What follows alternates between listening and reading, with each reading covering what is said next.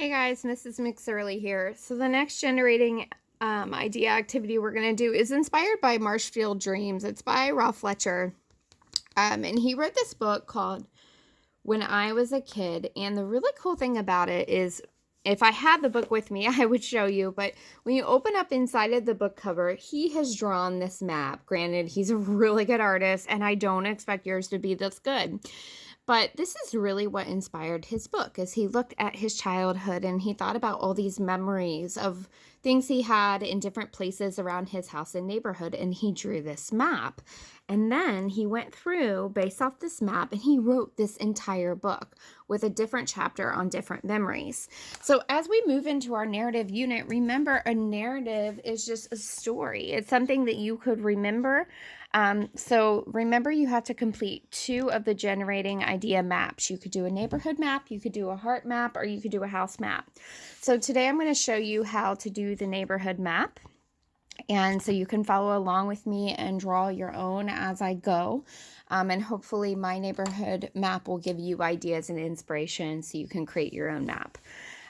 So again, you can do this in your language arts notebook or just on any sheet of paper.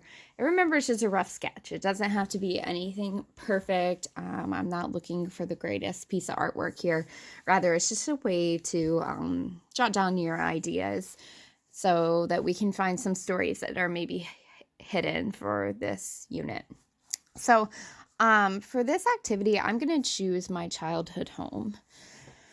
So what I want you to do is pick a place where you have a lot of memories. It could be an apartment. It could be an apartment complex. This is a neighborhood map. So it's not just going to be focused on the home. It could be the area around it. You could even choose a grandparent's home, a place where, and if you've moved around a lot, just pick one place you have a lot of places, maybe stories hidden in memories. You could always go and draw a second neighborhood map later. So I'm going to start by just rough sketching out my house that I grew up on. So here's the garage. This is a 2-story house. There's my garage. Here's a porch. And the idea is that as you are sketching, I want you to visualize as if you were here at that house. I want you to visualize it and try to include the details. Again, we're not worried about the art, but as I'm visualizing the front porch, I remember the swing that I used to sit on. And one of my favorite things was sitting on the swing watching storms. I would go out under the porch and I would sit on that swing and watch the storm. So I'm going to label that because that's a memory, a moment that I have. Here was our driveway. And one year my dad put up a basketball hoop. And I remember when he poured the concrete, we all put our handprints in the concrete. Have you ever done that before? And that's a defining moment I have. Or not a defining moment, but just a memory. And I remember, too, we all had, like, a coin next to it. Like, my older brother had a quarter. My other brother had, like, a nickel and then a dime and a penny. And we had a fence around our yard. So I'm going to draw our fence here. In the back, we had this shed. And our old dog, Tonka, he got in fight with a raccoon. So I'm going to write Tonka got in a fight with a raccoon here. So, and I remember that as I was drawing that shed. Back here, my dad had the compost pile.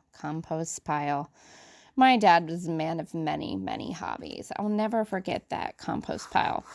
And then the year or two, I don't know why Tonka, our dog, is sticking out to me, but we had an electric fence. I'm going to draw Tonka here.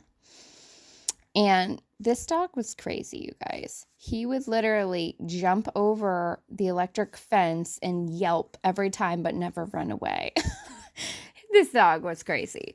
So you can see as I'm drawing my neighborhood map, I'm labeling memories I have. And the more I draw, the more memories I have.